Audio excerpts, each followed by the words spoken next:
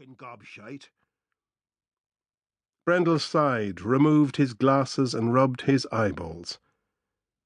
I'm perfectly aware you don't want to be here, Kennedy.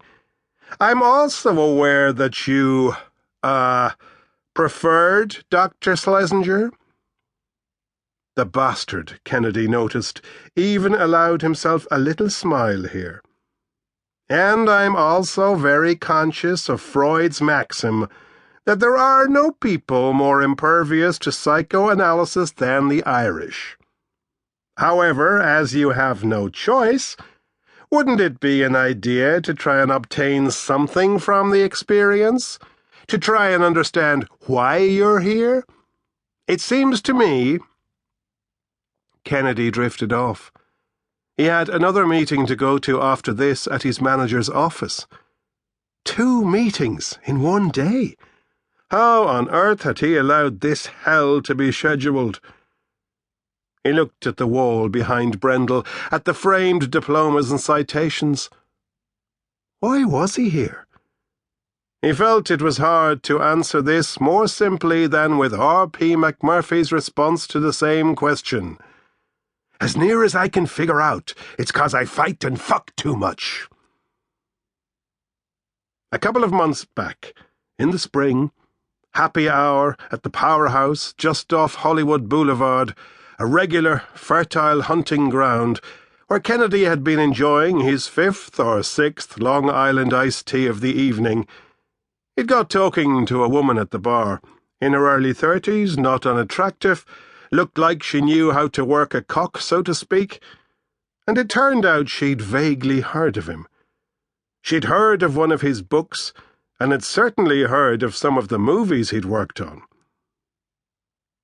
As they tended to when you were writing a novel, one sentence led to another, and pretty soon Kennedy had his hand jammed inside her blouse, her hands in his thick black hair in a booth in the back corner near the pool table.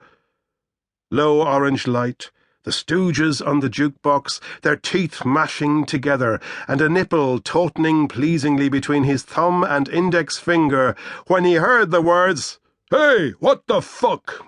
quickly followed by, "Oh, shit," from the owner of the nipple.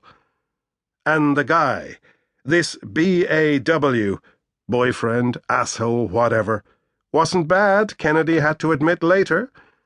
He didn't instantly swing a wild, badly aimed punch like so many would have done, or start the trash-talking, giving his opponent valuable seconds to get to their feet. No. He simply reached across the table, grabbed Kennedy by the lapels of a very nice suit from Jeeves and Hawkes of No. 1 Savile Row, as a matter of fact, and tore him out of the booth. Which was when Kennedy realized exactly how very big the fellow was. He wore some sort of mechanic's outfit with the name Todd stitched above the breast pocket. This Todd held Kennedy up, Kennedy's feet cartoon bicycling in the air, and held him close to his empurpling face. And it was a useful face, this, no question, latticed with acne, a broad, trenched forehead, bulbous nose dotted with broken blood vessels, but the eyes hard and clear.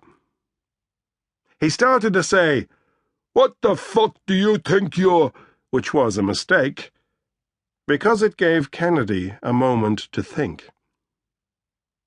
With pub fighting, as in all the creative arts, it was crucial to avoid cliché.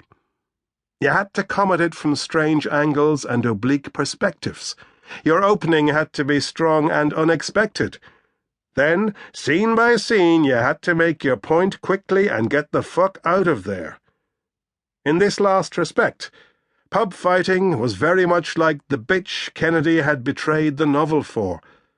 It was like screenwriting where economy was king. So, while Todd tore on into the words, "Doin' with my fucking girlfriend," Kennedy cast his opening sentence. He clamped his hands around the back of the guy's head, lunged forward, and sank his teeth into the luscious strawberry of his nose.